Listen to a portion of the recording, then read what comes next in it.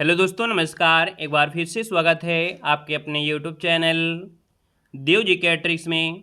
तो दोस्तों, हम यहाँ पर डेली जो कि देख सकते हैं शाम को 6 बजे आपके यूपी जीके की क्लास होती है। डेली आपको जुड़ना है, डेली पढ़ना है, डेली रिवीजन करना है ना। क्योंकि जो चीज़ आप लोगों के लिए सरल होती है वो कहीं ना कहीं उसमें आप लोग समय भी दिए होते हैं। आपने यूपी जीके को काफ़ी समय भी दिया है। इसी प्रकार अगर अदर सब्जेक्ट में भी समय देते हैं तो भी वो आपको सरल लगेगी, है ना। तो जो चीज़ आप लोगों के कमांड में हो चुकी है तो उसको भूलने ना दीजिएगा, उसका रिवीजन आप लोग जरूर करते रहेगा। हम आपको समय समय पर आपको मैराथन क्लासें भी देते रहेंगे, है ना। याद रखिएगा, आपको समय समय पर मैराथन क्लासें देते रहेंगे ताकि आपका पूरा रिवीजन भी होता रहे। ठीक है, चलिए, गुड इवनिंग, नमस्कार, सभी को जय हिंद, सभी को गुड इवनिंग, सभी को जय हिंद, सभी को नमस्ते, हर हर महादेव, सभी को जय हिंद। तो चलिए फिर स्टार्ट करते हैं आज की इस सेशन को। और बहुत ही बेहतर क्लास होने वाली है। यहाँ से बहुत क्वेश्चन बनते हैं, है ना, जो व्यक्तित्व से रिलेटेड होते हैं। बहुत अच्छे क्वेश्चन आपको यहाँ से बनते हैं। तो चलिए स्टार्ट करते हैं। पहला क्वेश्चन आपसे कह रहा है यहाँ पर, किस कारागार में पंडित राम प्रसाद बिस्मिल को फांसी दी गई थी? चलिए बताना है। यहाँ पर जो आंसर आपका दिया गया है वो आपका राइट क्या हो जाएगा? तो आप कहेंगे सर, पंडित राम प्रसाद बिस्मिल को जो फांसी दी गई थी वो आपके किस जेल में दी गई थी, यहाँ पर आपको बताना है, या किस कारागार में दी गई थी। यहाँ पर देखा जाए तो आप कहेंगे सर इसका आंसर नंबर आपका बनेगा सी नंबर, आपके गोरखपुर, है ना। क्या हो जाएगा? तो आप कहेंगे गोरखपुर, जिसका ऑप्शन आ रहा है बिल्कुल सही जवाब हो जाएगा। तो भैया इनको फांसी क्यों दी जा रही है? क्योंकि ये जो आपके काकोरी कांड था, है ना, उसमें ये फंसे थे। और देखा जाए तो गोरखपुर जेल की कोठरी में इनको फंदे से लटकाया गया था। यहाँ पर देखा जाए जो आपकी गोरखपुर जेल में कब, तो आप कहेंगे सर 1927 में जो फांसी दी गई थी वो आपके 1927 को 19 दिसंबर 1927 को इनको फांसी दी गई थी। और एक शब्द होता है जो कि इन्होंने मरते समय कहा था। क्या कहा था? मतलब फांसी से पहले बिस्मिल ने अंग्रेजी में कहा था कि I wish downfall of British empire, है ना। ये इन्होंने एक प्रकार से शब्द उन्होंने कहा था। और यहाँ पर आगे बढ़ते हैं। क्वेश्चन आपसे अगला पूछा गया है और कह रहा है कि हरिवंश राय बच्चन किस काव्य संग्रह के लिए प्रसिद्ध हैं? बताना है कि जो हरिवंश राय बच्चन है वो किस काव्य संग्रह के लिए प्रसिद्ध हुए हैं। यहाँ पर दे सकते हैं आपका जो आंसर आपका दिया गया है वो राइट क्या हो जाएगा? तो आप कहेंगे सर इसका आंसर आपका हो जाएगा डी नंबर, मधुशाला हो जाएगा। किसके लिए? मधुशाला के लिए विशेष रूप से ये प्रसिद्ध हुए हैं। और दोस्तों याद रखिए, हिंदी साहित्य के एक अमूल्य धरोहर के रूप में इसको माना जाता है। और यहाँ पर इस काव्य संग्रह में 135 रुबैया हैं। रुबैया मतलब 4 पंक्तियों वाली जो कविताएं हैं वो 135 आपकी याद रखिएगा। ये जो मधुशाला है ये सूफी दर्शन के ऊपर डिपेंड आपका है, ठीक है ना। और देखा जाए तो हरिवंश राय बच्चन की कुछ और भी रचनाएं होती हैं, मधुबाला, मधुकलश, है ना, नीड़ का निर्माण, ये इनकी आपकी रचनाएं हैं। और यहाँ पर इनको पद्म भूषण पुरस्कार भी दिया गया है ना। ये सब क्वेश्चन आपके बनते हैं। आप कहेंगे सर इनको पद्म भूषण जो आपका अवार्ड दिया गया वो आपके साल आपके 1976 में इनको पद्म भूषण से भी सम्मानित किया गया था, याद रखिएगा। आगे बढ़िएगा। क्वेश्चन आपसे दिया गया है और आपसे कह रहा है फिराक गोरखपुरी के नाम से प्रसिद्ध हैं। चलिए यहाँ पर बताना है कि भाई जो आपके फिराक गोरखपुरी के नाम से जिसको जाना जाता है वो आपके हैं कौन। यहाँ पर देखा जाए तो आपका आंसर क्या हो जाएगा? तो आप कहेंगे सर इसका जो आंसर आ रहा है लगभग सभी का जवाब यहाँ पर आ गया है रघुपति सहाय, जिसका ऑप्शन आ रहा है बिल्कुल सही हो जाएगा। रघुपत सहाय जिन्हें फिराक गोरखपुरी के नाम से जाना जाता है। देखा जाए तो ये उर्दू भाषा के प्रसिद्ध कवि भी हैं, लेखक भी हैं, आलोचक भी हैं और टिप्पणीकार भी आपके रहे हैं। और ये भारत में एक उर्दू कवियों में से एक महत्वपूर्ण आपके रहे हैं, याद रखिएगा, ठीक है ना। और यहाँ पर आगे बढ़ते हैं। क्वेश्चन आपसे अगला पूछा गया है और दिया गया है क्वेश्चन, प्रसिद्ध उपन्यासकार धनपत राय को निम्नलिखित में से किस नाम से जाना जाता है? चलिए, धनपत राय को अगर जानते हो किस नाम से, बहुत बार एग्जाम में क्वेश्चन पूछा गया है। और धनपत राय की अगर बात करते हैं तो यहाँ पर सभी के जवाब भी देखिए आपका बिल्कुल सही है। यहाँ पर आंसर सी हो जाएगा, मुंशी प्रेमचंद आपका आंसर हो जाएगा, जो कि हिंदी और उर्दू के लोकप्रिय उपन्यासकार भी आपके रहे हैं। देखा जाए तो आपसे पूछेगा, जब इतने क्वेश्चन आपकी बनते हैं प्रेमचंद से, तो आपको इनके बारे में जानकारी भी होना चाहिए कि भाई इनका जो जन्म हुआ था वो कब हुआ था। इनका जो जन्म हुआ था ये आपके 31 जुलाई 1880 को हुआ था, याद रखिएगा। कहाँ पर हुआ था? तो वाराणसी में एक लमही एक जगह पड़ती है, वाराणसी के आपके लमही आपका है, वहाँ पर इनका जन्म हुआ था, ठीक है ना। इन्होंने अपने कैरियर की शुरुआत है ना नवाब राय के नाम से किया था, अर्थात इनको नवाब राय के नाम से भी जानते हैं, इसको भी नोट कर लीजिएगा कि इनको नवाब राय के नाम से भी जाना जाता है। और ये स्वामी विवेकानंद से प्रभावित थे, ठीक है, ये स्वामी विवेकानंद से प्रभावित थे।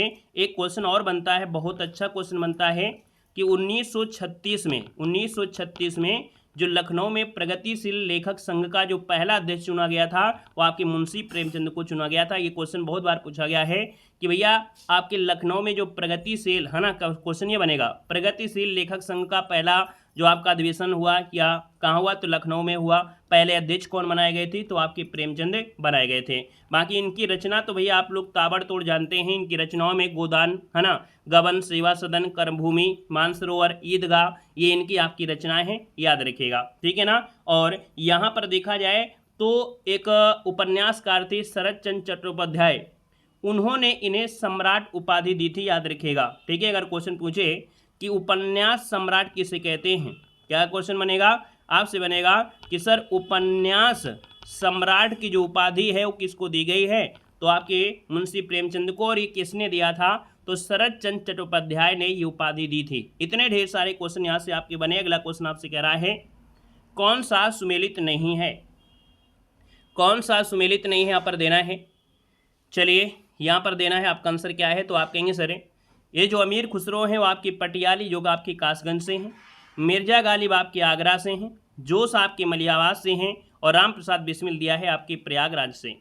तो हमने कहा सर राम प्रसाद बिस्मिल आपके प्रयागराज से नहीं होंगे, ये आपके कहाँ से हैं, शाहजहाँपुर से होंगे, याद रखिएगा, शाहजहाँपुर से आपके हैं, याद रखिएगा। और यहाँ पर देखा जाए शाहजहाँपुर से क्वेश्चन आप लोग कमेंट बॉक्स में कमेंट करिएगा, है ना। जो आपके 17 क्या थे नगर निगम, वो आपका कौन सा है, 17वें नंबर का यही है आपका, याद रखिएगा। अगला क्वेश्चन यहाँ पर दिया गया और आपसे कह रहा है किस महान क्रांतिकारी की शहादत बम बनाने के बाद परीक्षण करते समय हुई थी।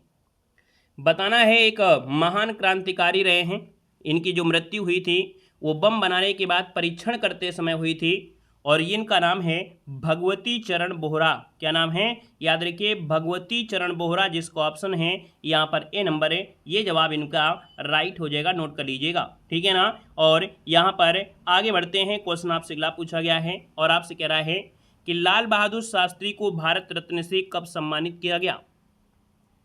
चलिए बताना है कि लाल बहादुर को जो भारत रत्न से सम्मानित किया गया, ये कब सम्मानित किया गया, यहाँ पर बताना है। तो दोस्तों याद रखिएगा, आपका जो आंसर होगा वो आपका ये हो जाएगा 1966। क्या बनेगा यहाँ पर 1966, याद रखिए, इसका आंसर आपका बनेगा ए नंबर है, यहाँ पर ये राइट हो जाएगा, 1966 आपका हो जाएगा। और मरणोपरांत दिया गया था, याद रखिए, इनको जो ये पुरस्कार मिला था भारत रत्न, ये मरणोपरांत यहाँ पर याद रखिएगा, है ना। ये जो भारत रत्न है आप सभी लोग जानते हैं। और यहाँ पर देखा जाए तो आपसे पूछे कि भारत रत्न अगर दिया है तो भारत रत्न से एक बात आती कि शुरुआत कब हुई थी, तो भारत रत्न की जो शुरुआत हुई थी वो आपके 1954 से स्टार्टिंग हुई थी, याद रखिएगा, 2 जनवरी 1954 से। सबसे पहले वाले जो वैज्ञानिक थे, अगर पूछे सबसे पहले वैज्ञानिक कौन थे जिनको दिया गया था, तो आपके सीवी रमन थे। कौन है, तो यहाँ पर सीवी जो आपके रमन थे, सबसे पहले इनको वैज्ञानिक के रूप में 1954 में पुरस्कार दिया गया था, ठीक है ना। अगर पूछे पहले प्रधानमंत्री कौन थे, तो आप कहेंगे सर भारत रत्न पाने वाले पहले प्रधानमंत्री जवाहरलाल नेहरू थे। वहीं पर पहली महिला कौन थी भारत रत्न पाने वाली, तो आपकी इंदिरा गांधी थी, याद रखिएगा। वहीं पर एक और क्वेश्चन बनता है भारत रत्न से कि भारत रत्न पाने वाले विदेशी कौन थे, पहले विदेशी खान अब्दुल गफ्फार खान थे, याद रखिएगा। वहीं पर एक क्वेश्चन और बनेगा कि भारत रत्न पाने वाले दूसरे विदेशी ने, तो आपके नेल्सन मंडेला थे, याद रखिए, नेल्सन मंडेला हो जाएगा, ठीक है ना। तो ये ढेर सारे आपके क्वेश्चन आपके होते हैं। और एक क्वेश्चन यहाँ से और आप बना लीजिएगा, है ना, भारत रत्न से कि भारत रत्न पाने वाले पहले खिलाड़ी और सबसे कम उम्र के व्यक्ति कौन थे, तो याद रखिएगा ये सचिन तेंदुलकर हैं, जो आपके सबसे पहले खिलाड़ी हैं, सबसे कम उम्र में ये पुरस्कार इनको दिया गया था। ये ढेर सारे क्वेश्चन आपके बनते हैं। देखो पढ़ा जाए तो बहुत क्वेश्चन से निकल सकता है ना, और ना पढ़े तो बस 5 मिनट में पूरा टॉपिक खत्म हो जाएगा। कुछ ज्ञान अगर लेना है तो उसमें समय तो देना ही पड़ेगा, ठीक है। यहाँ पर दिया है किसके बचपन का नाम राम बोला था, किसके बचपन का नाम राम बोला था, दोस्तों ये बताना है। तो आप कहेंगे सर यहाँ पर देखा जाए तो आपकी जो आपकी तुलसीदास हैं, ऑप्शन सी हो जाएगा, कि भैया जब जन्म हुआ था तो जन्म के समय तुलसीदास जी ने रोने की बजाय क्या किया था, राम नाम लिया था। इसी कारण इन्हें राम बोला कहा जाता है ना। तुलसीदास बचपन से ही राम भक्त नहीं थे। इनकी जो पत्नी थी, इनकी पत्नी ने कुछ ऐसे शब्द कह दिया था जिससे ये क्या हुए, बड़े प्रभावित हुए, है ना। उनकी बात इनकी दिमाग में चुभ गई और इसके बाद राम भक्ति में लीन हो गए और महान ग्रंथ भी लिख डाला था, याद रखिएगा, ठीक है ना। आगे बढ़िएगा, क्वेश्चन आपसे अगला पूछा गया है और आपसे कह रहा है कौशल महाजनपद विस्तृत था। अर्थात जो कौशल महाजनपद है इसका जो विस्तार था ये कहाँ तक आपका विस्तार इसका रहा है। तो याद रखिए जो अवध है, अवध के आसपास का जो क्षेत्र है कौशल महाजनपद कहलाता था दोस्तों, याद रखिएगा। और इसकी प्रथम राजधानी अयोध्या थी और द्वितीय राजधानी श्रावस्ती थी, याद रखिए। इस समय अगर पूछे कि इसका क्षेत्र आधुनिक जो कि गोरखपुर के आसपास पड़ता है, याद रखिएगा। यहाँ पर आगे बढ़ते हैं, क्वेश्चन आपसे दिया गया है बौद्ध धर्म का पालना किसे कहा जाता है, किस राज्य को कहते हैं। अब ये क्वेश्चन में बहुत लोगों से गड़बड़ियां हो जाती हैं, है ना। यहाँ पर दोस्तों ये क्वेश्चन जो आपका है बहुत लोगों से गड़बड़ी हो जाती है। अब आप कहेंगे सर इसका जो आंसर आपका दिया है वो क्या बिहार होगा या उत्तर प्रदेश। तो याद रखिए आप पढ़ रहे हैं उत्तर प्रदेश है, तो याद रखिए बौद्ध धर्म का जो पालना है वो आपकी उत्तर प्रदेश को कहा जाता है। नोट कर लीजिएगा दोस्तों, याद रखिएगा, क्लियर है ना। यहाँ पर आपको देना है उत्तर प्रदेश देना है। ये क्वेश्चन आपको दिमाग में बिल्कुल छाप लेना है, गड़बड़ी नहीं होना चाहिए आप लोगों से, ठीक है ना। चलिए आगे बढ़िएगा, क्वेश्चन आपसे दिया गया है शेर शाह की प्रारंभिक शिक्षा कहाँ पर हुई थी। बताना है कि शेर शाह की जो प्रारंभिक शिक्षा हुई थी कहाँ हुई थी, बताइएगा। शेर शाह की प्रारंभिक शिक्षा कहाँ हुई थी। चलिए क्वेश्चन यहाँ से भी बनते हैं और जिसमें एग्जाम में क्वेश्चन बनते हैं उसको अच्छे से पढ़ना भी है। यहाँ पर देखा जाए तो आप कहेंगे सर शेर शाह की जो शिक्षा है ये पूरी हुई थी जौनपुर में। कहाँ पर है, तो आपकी जौनपुर में पूरी हुई थी। ऑप्शन नंबर आपका ए बनेगा। दोस्तों अगर क्वेश्चन ये पूछे कि फरीद खां जो आपके शेर खां इनका बचपन का नाम क्या था, तो भैया इनका बचपन का नाम था फरीद खां। क्या नाम था, फरीद खान इनका बचपन का नाम था। वहीं पर क्या हुआ कि बचपन में एक घटना घटित हुई और इन्होंने शेर को एक तलवार से मार दिया। तो भैया इनको शेर शाह नाम के एक कह सकते हैं पदवी भी इनको दे दी गई थी। शेर शाह नाम से इनको पदवी भी दी गई। इनकी जो प्रारंभिक शिक्षा है ना, वो आपके कहाँ से, तो आप कहेंगे सर जौनपुर से इनकी प्रारंभिक शिक्षा क्या हो गई, प्राप्त हुई थी। वहीं पर देखा जाए शेर शाह सूरी का जो भारत में देखा जाए तो एक प्रकार से अपना शासन जो स्टार्ट किया था वो 1540 में, जब हुमायूं को यहाँ से भगा दिया था।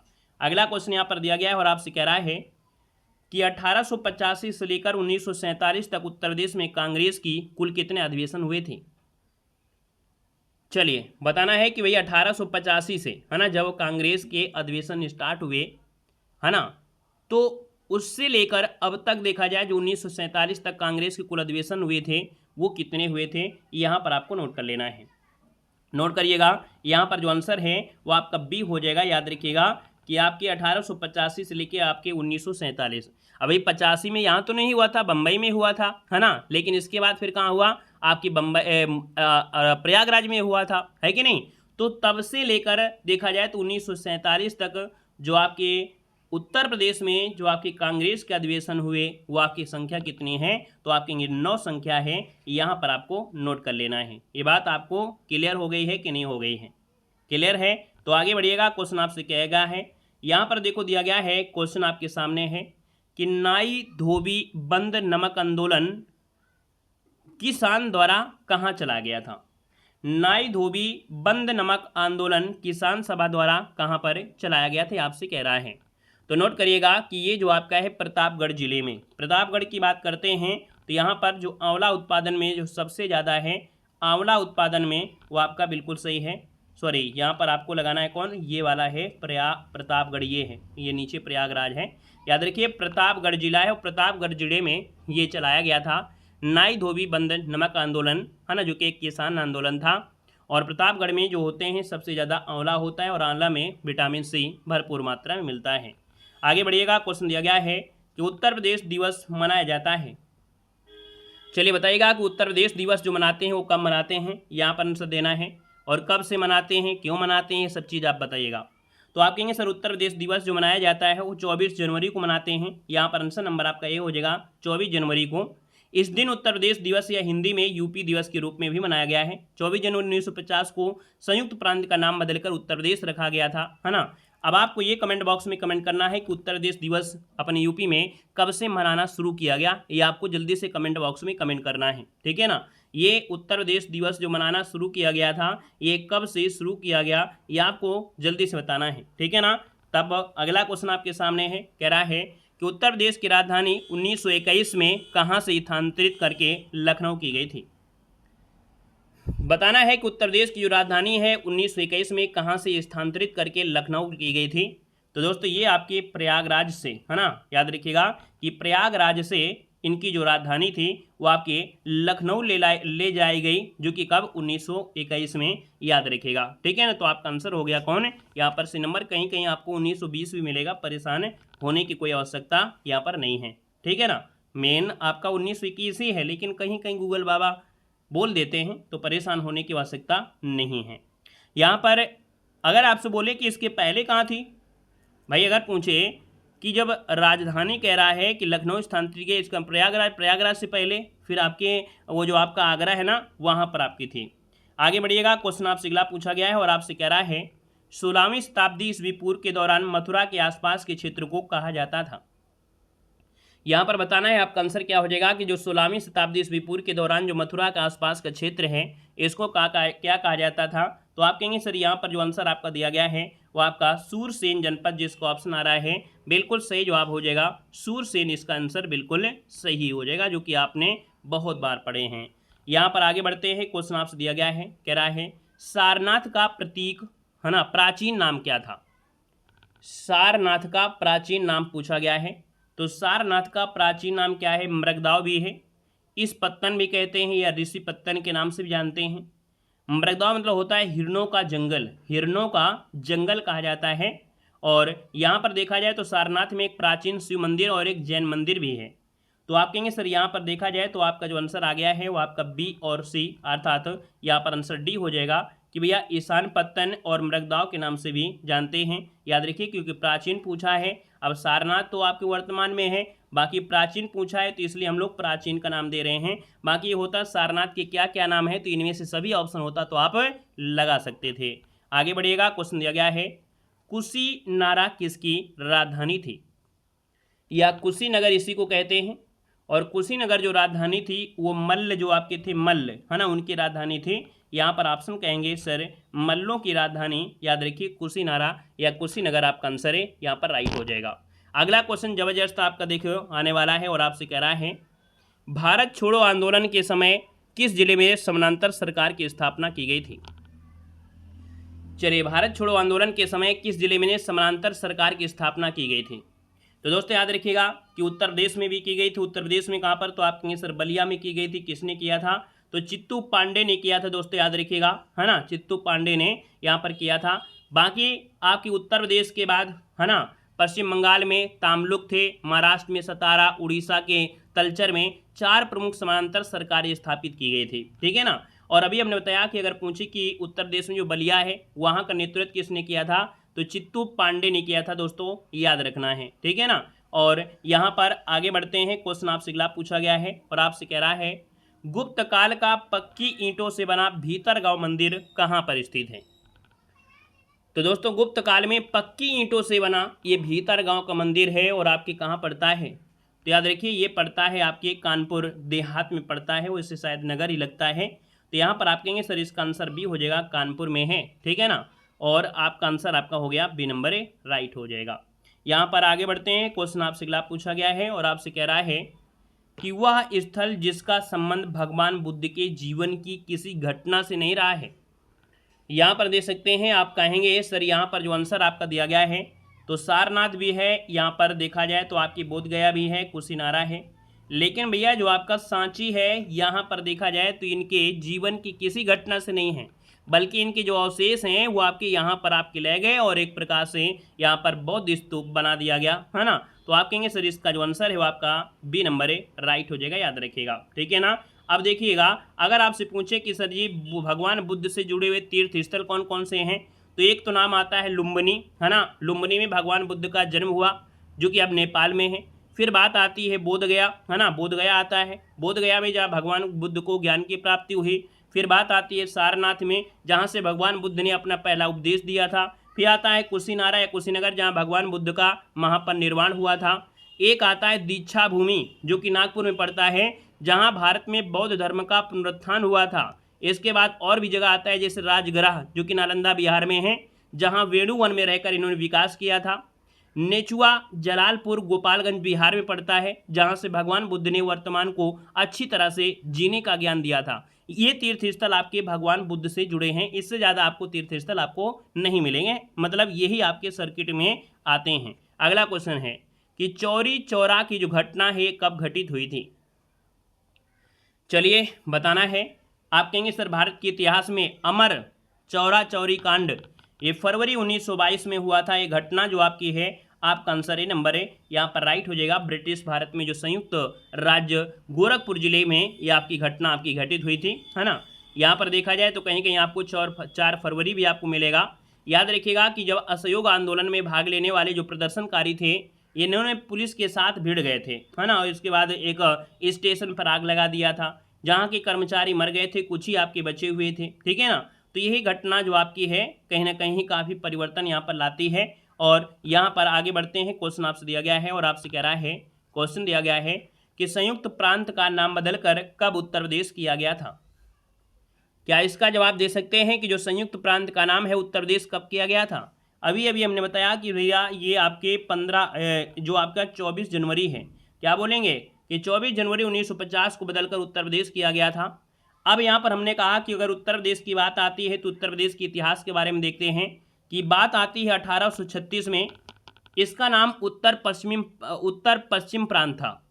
फिर बात आती है 1800 कितने में 77 में, तो इसका नाम बदलकर उत्तर पश्चिम प्रांत और आगरा और अवध कर दिया गया था। फिर आते हैं हम कब, तो आपके 1902 में इसका नाम बदलकर आगरा और अवध संयुक्त प्रांत किया गया।